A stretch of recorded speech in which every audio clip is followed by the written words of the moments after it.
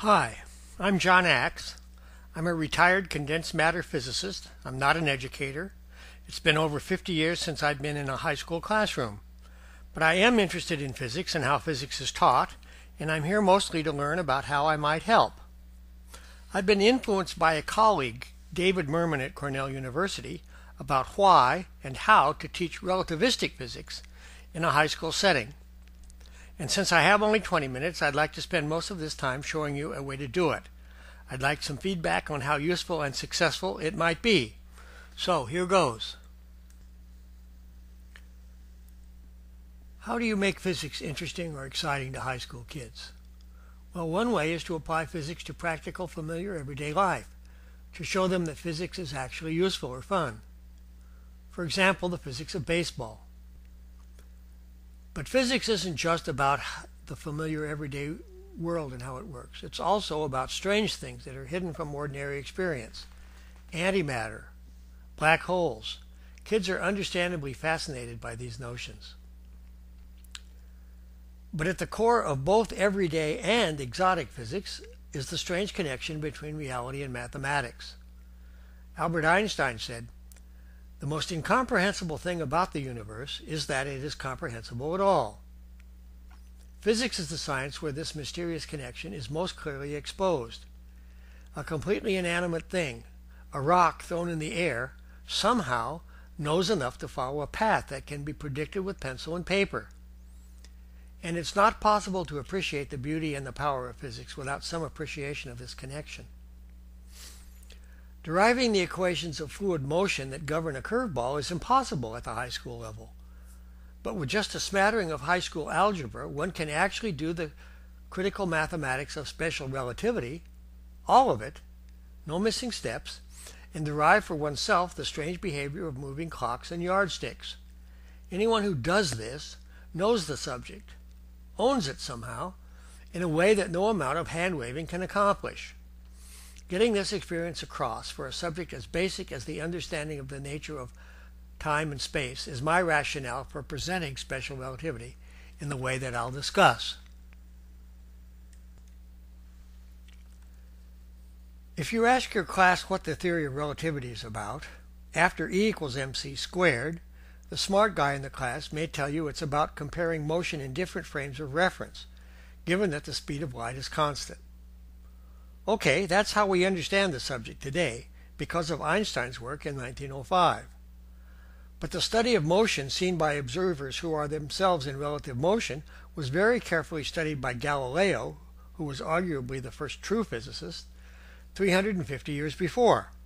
And what he deduced was the bedrock foundation of physics for about 10 generations of later physicists. So let's understand what Galileo had to say. You board a train and you get settled in your seat and the conductor comes through and says the departure has been delayed. We want this to be a realistic example. We'll make it Amtrak, so it's believable so far. You pull down the shades to keep the sun out of your eyes, and to amuse yourself you bounce a ball on the floor for a while, and then you fall asleep. When you wake up you wonder whether the train has started. What can you do to tell whether or not you're moving? If the train changes speed or goes around a curve, you'll be pushed one way or the other in your seat. But if the train is in uniform motion, then, for example, the ball will still bounce directly up and down.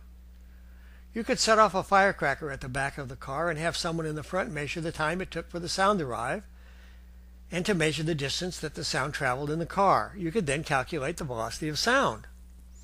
Will this velocity be different depending on whether or not the train's in motion? Galileo says no. The velocity of sound will be the same regardless of whether the train is moving or at rest. And how do we make sense of all this? Well, we say that everything in the train, ourselves, the bouncing ball, the air through which the sound propagates, is being carried along with the train. Of course, if you pull up the shade and you see a train station whizzing by, you probably conclude that it's you that's moving. But can you be sure the train station isn't moving? Of course not. The station's not standing still. The whole Earth is hurtling through space at a speed that's much greater than achieved by any train on its surface. Well, this principle, that no local experiment can detect whether it's the train or the station that's moving, is called the Galilean relativity principle. Galileo stated it very clearly in the same book that got him in trouble with the Pope. You can read that here. Another way of stating it is this: the laws of motion are the same on the station platform and on the moving train, so long as it moves at uniform speed.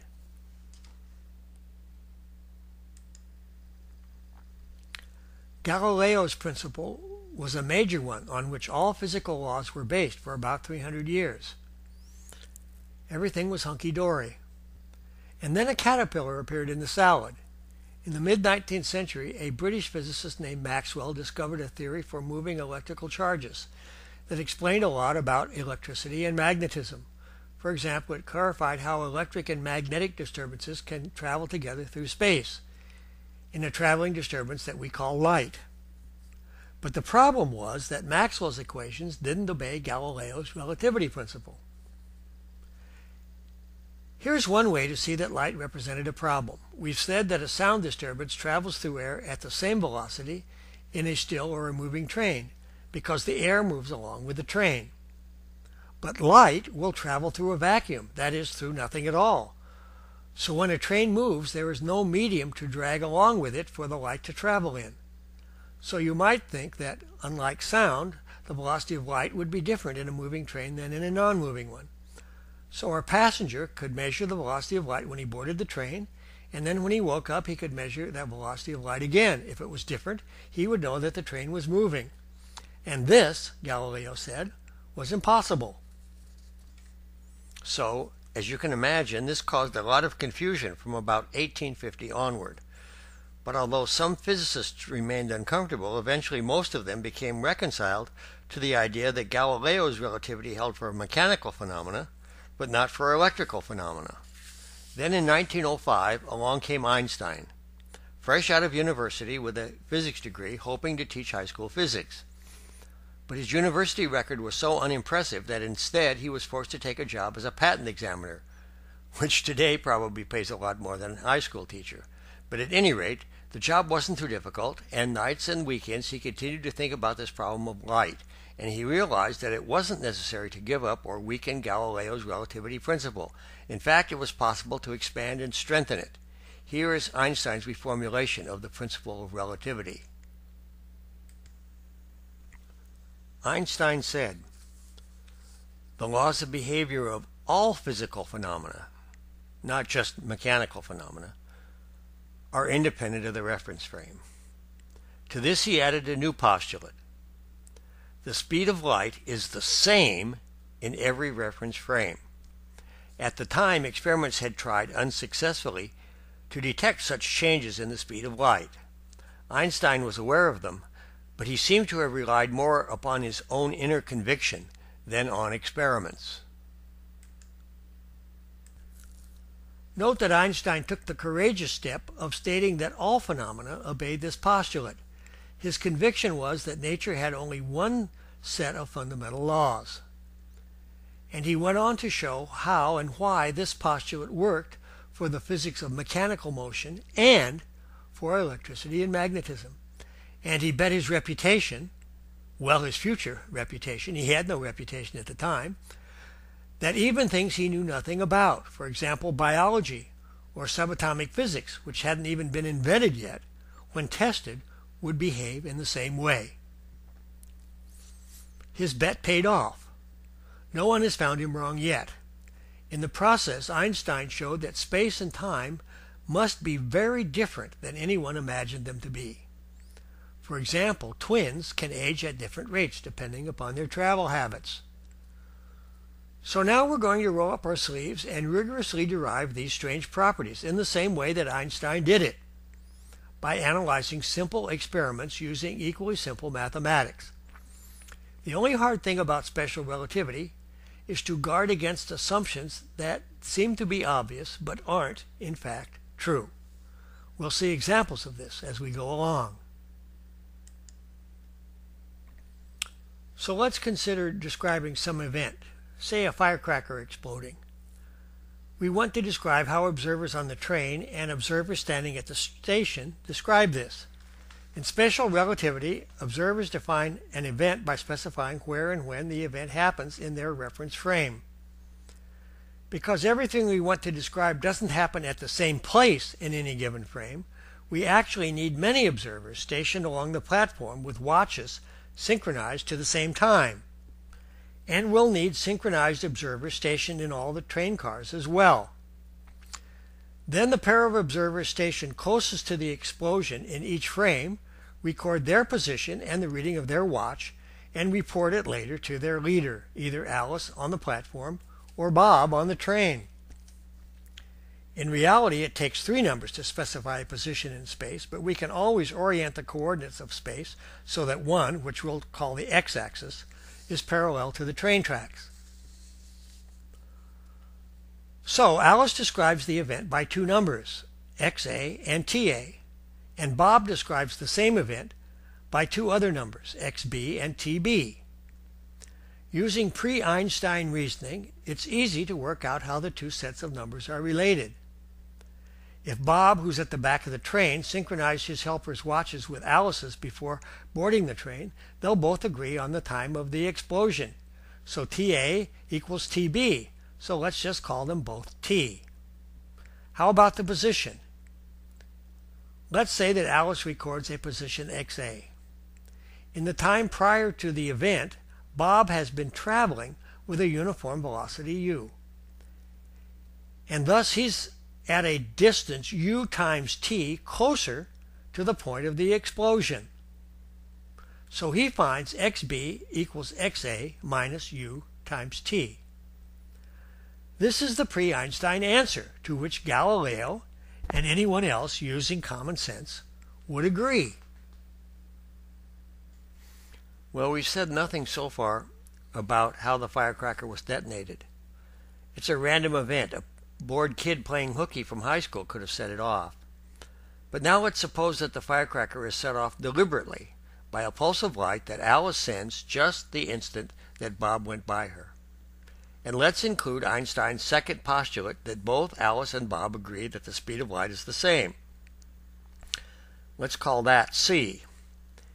Since they agree on the time, they are also forced by this reasoning to agree that the position of the explosion is the same, xa equals xb, because both must be equal to c times t. But you can't have both xa equals xb and xa equals xb plus ut. So if Einstein is right that the speed of light is the same for Alice and Bob, it's clear that something strange is going on.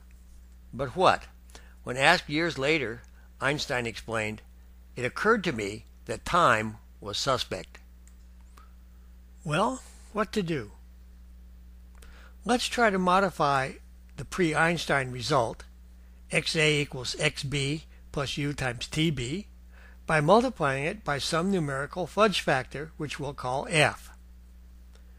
And we'll allow for the possibility that Alice and Bob won't agree on the time, so we don't set ta equal to tb. And we introduce the same fudge factor in the same way for Bob as well. This is important. There's still nothing special about either Alice's or Bob's position, because who's to say who's not moving? We want to know if it's possible to find a value for the fudge factor that makes everything come out okay. To do that, we multiply the expressions for xa and xb together. We can do that in our heads, and here is the answer. We've just moved both factors of f together to the front of the expression. Then, and we'll see why in a moment, we divide this equation first by ta and then by tb. Again, we can do that in our heads. And so far, this is completely general. But now, again, let's consider the special case when the firecracker is set off by a light pulse. This means that here again, xa equals c times ta, and xb equals c times tb. That's the thing that caused the trouble before. But now it might be okay because ta may turn out to be different than tb. And now the equation simplifies because both xa over ta and xb over tb are equal to the speed of light, c. And since c plus u times c minus u is equal to c squared minus u squared, we end up with something we can immediately solve for f squared. And on taking the square root, we have found the value for the fudge factor that makes everything turn out okay. In fact, in a nutshell, it's the big result of special relativity. And we found it using only high school algebra. Well, we have just a little more algebra to do to get the result in the form that we need. We have two equations that tell us how to find Alice's position from Bob's measurements and vice versa, but Einstein says it's all about time. So in addition, we'd like to have an equation to find Alice's clock readings from Bob's measurements and vice versa. We have enough information to do that, and again, it's just simple algebra. Here's what's involved. Multiply equation A by F and add it to equation B. You can see that the factor F times XA that we just created from equation A matches the same factor F times XA already present in equation B. So cancel them out and solve for TA. It's straightforward algebra, and the rather messy result is shown at the bottom of the page. Everyone should be able to verify that this is correct with a pencil on the back of an envelope, and they should do that. We're almost done. Here I've just rewritten the result from the previous page, but now I use the result that 1 over f squared is just 1 minus u over c squared. When we make that substitution, the expression simplifies to the desired answer. Again, everyone can do the algebra to see that it's correct. So here is how to calculate Alice's clock readings, TA, from Bob's measurements of XB and TB. Notice how symmetrically it relates to the procedure to calculate her position readings from his measurements. So let's review what we've done. If the velocity of light is the same in all frames, then Alice's and Bob's clocks can't keep the same time. If we insist that neither one can claim to know who's at rest, we must insist that they both make the same modifications, shown here. Then we find the value of the fudge factor that we introduced by using light to compare an event observed in both frames. But at this point you may say, hold on, this is just for the case where a light pulse initiates the event. Einstein answers, no, it doesn't matter that we derive the result in this rather simple way. In principle, it should always be possible to use light to coordinate events like this. This is a perfectly general result, and it reveals a general property of space and time. A century of testing of these results has shown that he was correct. So here's the final form for Einstein's equations. They show the space and time coordinates of a single event in two different reference frames. The expression on the left gives Alice's coordinates in terms of Bob's. Those on the right give Bob's coordinates in terms of Alice's. Note that all that's involved is changing u to minus u. Note also that if u is very small in comparison to c, the fudge factor f is nearly 1. And also the u times x terms in the expression for the time transformations are negligible. Then the results boil down to those worked out by Galileo, namely xa equals xb plus u times tb, and ta equals tb, and so forth. So for dramatic effects, we need high speeds. Let's imagine that Bob uses a rocket ship to travel to a nearby planet, while Alice stays home. Suppose his rocket travels at 4/5 the speed of light. So the fudge factor is large. It turns out to be 5/3, about 2.7. Bob checks his clock when he arrives at the planet Orc, and finds that it reads 3 years. He can report that to Alice, who knows relativity physics, so she can calculate the elapsed time in her frame. Since he just sits at the console of the rocket the whole time, Bob has just carried his reference frame with him, so she can set xb equal to 0. Since the second term in the calculation is then also 0, Alice finds easily that by her clock, Bob took 5 years to arrive at Ork. By Alice's clock, the trip takes 5 years. By Bob's clock, it takes 3. But nowhere have we specified what kind of clocks are involved in these measurements. Einstein says that this applies to all physical phenomena. Before the invention of wristwatches, Galileo timed intervals by counting his heartbeats. Bob will have only about 3 heartbeats for every 5 beats of Alice's heart during the trip. If we analyze the return trip in the same way, we'll find that Bob's clock loses another 2 years relative to Alice's.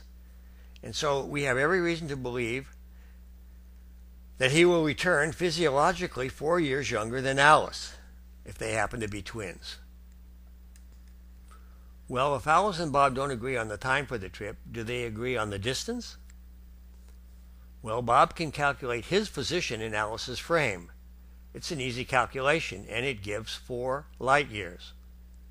But on the other hand, Bob has just seen Alice moving away from him at a velocity of 4/5 the speed of light for 3 years.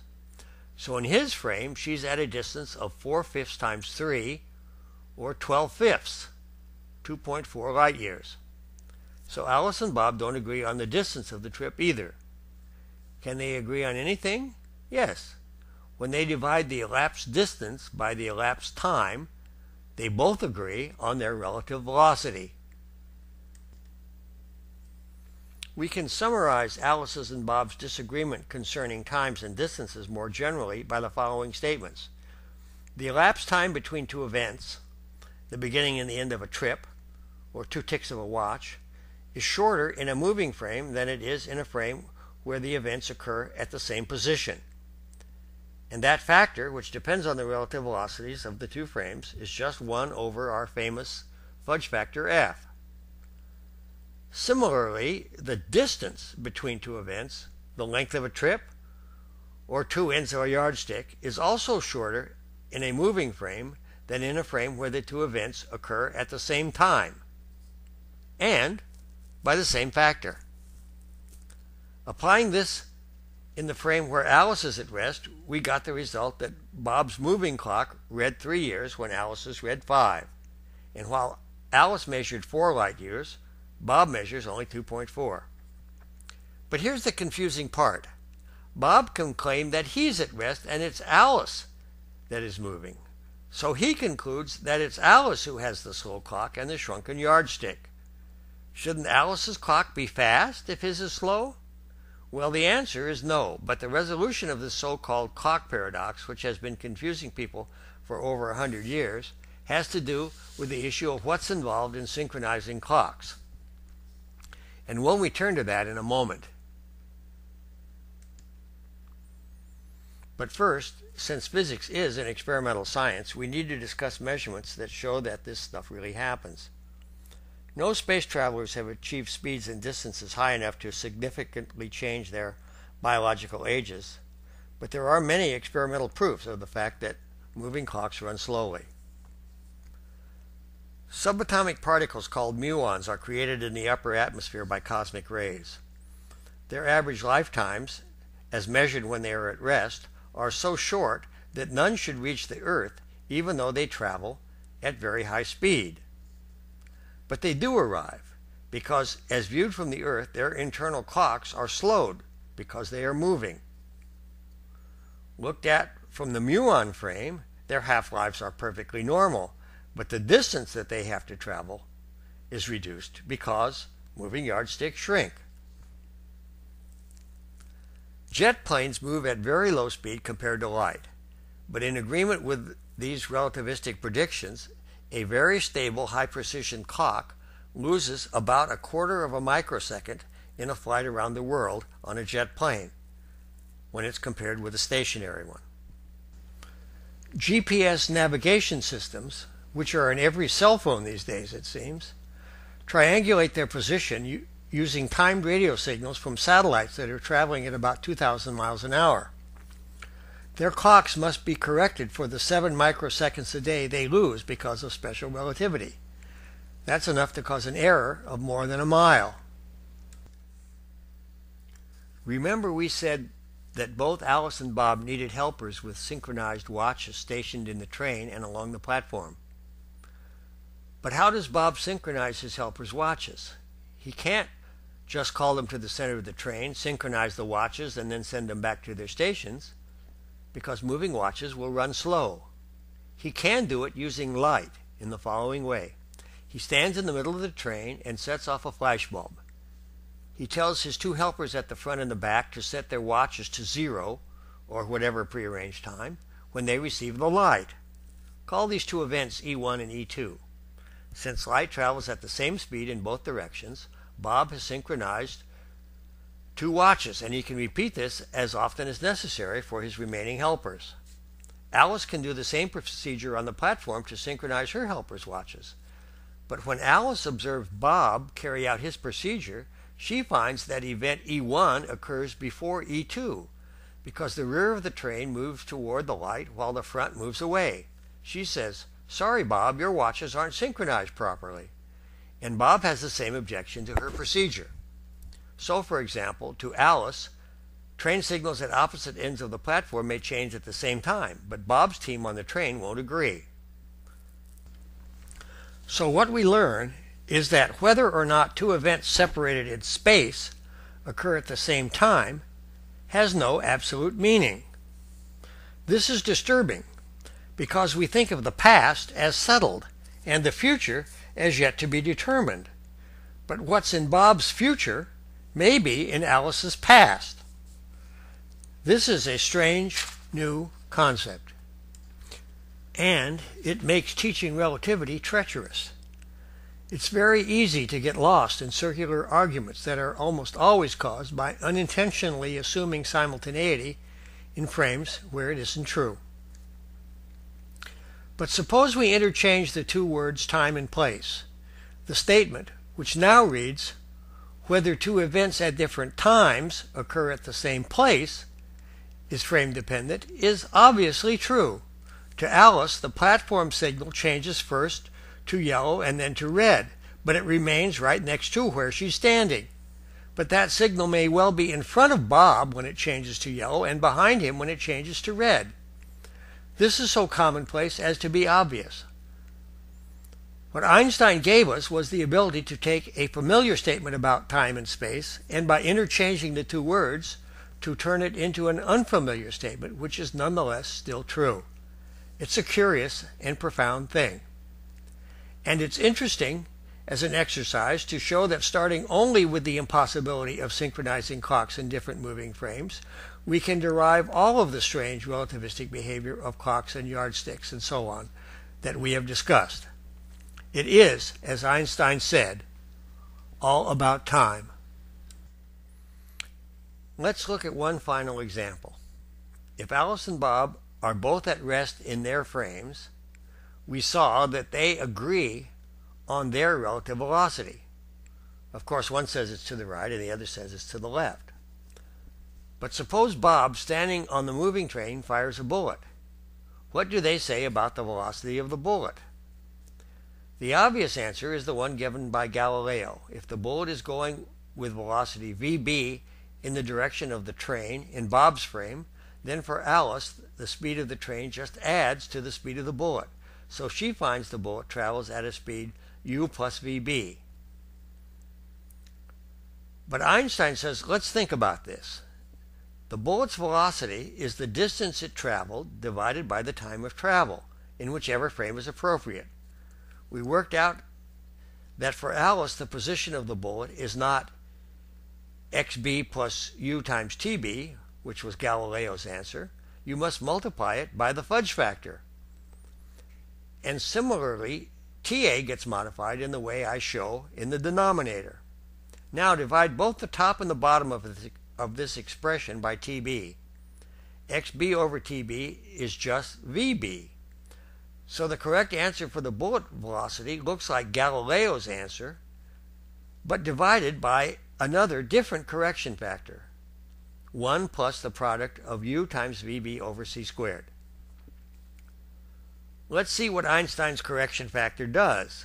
Suppose the train travels at 3/4 of the speed of light, and the bullet goes at 3/4 of the speed of light relative to Bob's gun.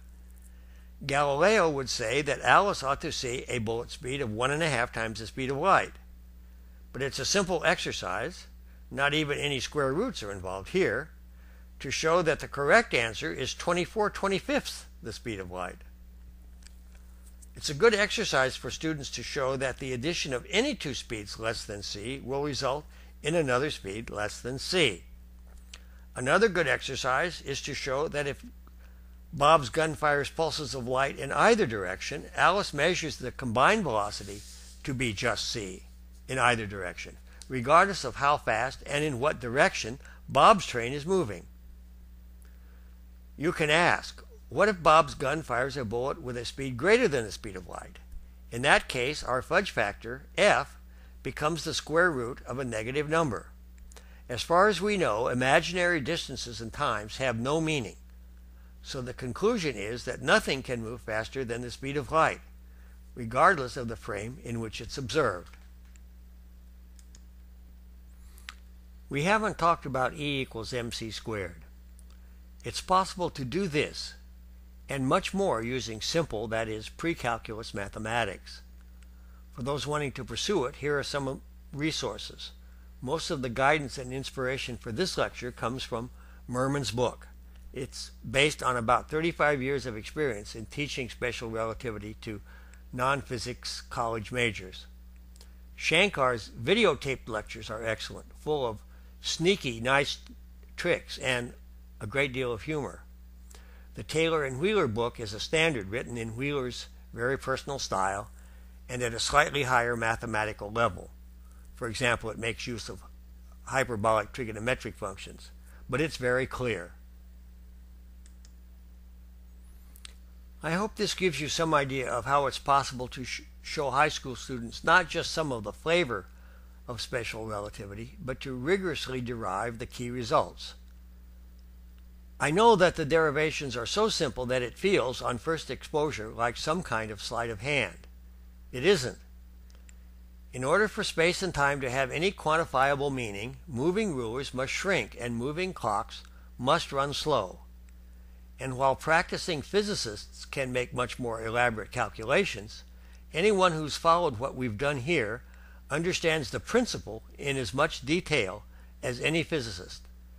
As to why the speed of light represents a universal natural speed limit and why it's the same in any reference frame, no one knows. Presumably, we need a deeper understanding of the nature of space and time themselves to answer these questions. And perhaps somebody's physics student will someday provide that answer. It's a good thought to hold on to. Thanks for listening.